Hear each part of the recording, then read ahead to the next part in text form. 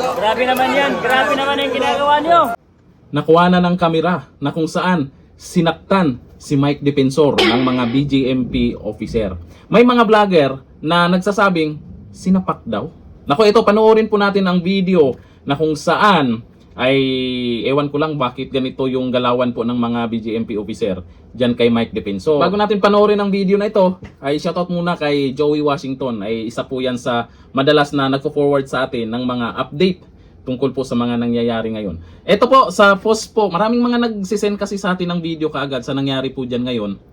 At ito po sa post ni Cha Cabardo, ito dito natin panoorin kasi medyo kitang-kita po natin bago nangyari po yung sinaktan di umano itong si Mike Defensor. At kayo na pong balang umusga kung sinaktan nga ba, sinapak nga ba. O ito ang video.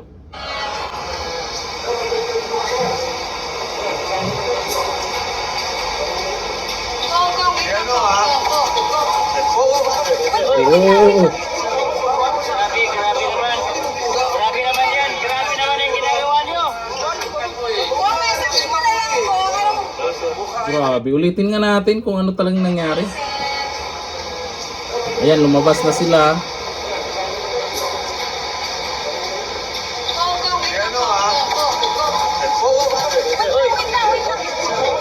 Ayun, parang tinipigilan siya. Grabe naman yan. Grabe naman yung ginagawa nyo. Grabe. Halata na pinipigilan siyang magsalita dyan sa media. Eh ano naman kung may sasabihin dyan si Mike Defensor?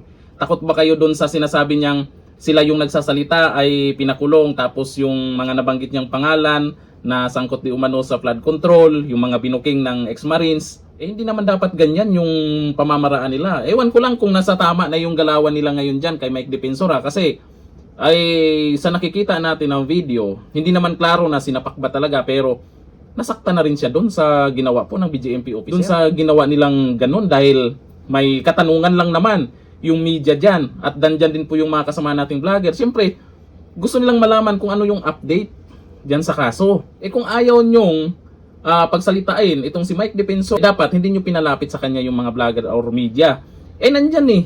Eh ano ba naman ang asahan po natin lalo sa media? Magtatanong talaga yan.